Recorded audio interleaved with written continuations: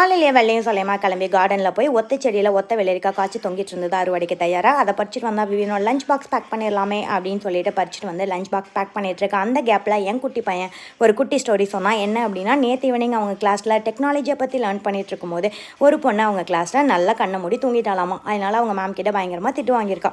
அதனால் இவன் என்கிட்ட கேட்குறான், அம்மா யாராவது கிளாஸில் கண்ணை மூடி தூங்குவாங்களாமா அப்படின்னு சொல்லிட்டு. அப்போ நாங்கள் கேட்டோம், அப்போ கண்ணை திறந்துட்டு தூங்கலாமாடா, நீ என்ன கண்ணை திறந்துட்டு தூங்குவியா அப்படின்னு சொல்லி கேட்டதுக்கு, ஆமாம் எனக்கும் தூக்கம் வரும், ஆனால் நான் கண்ணை மூடவே மாட்டேனே, கண்ணை திறந்துட்டே இருப்பேன் அப்படின்னு சொன்னோன்னே எங்களுக்கு சின்ன வயசு ஞாபகம் தான் வந்துச்சு.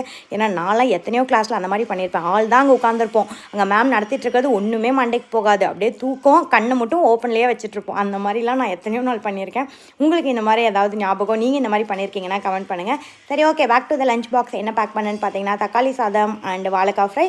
அப்புறம் வந்துட்டு லஞ்சு குடிக்கிறதுக்கு கொஞ்சம் கம்மங்கூழ் கரைச்சி எடுத்தாச்சு. அப்புறம் விவியனுக்கு வெள்ளரிக்காய் அண்ட் கிரேப்ஸ் கொடுத்தாச்சு. அவ்வளோதான், பாய்.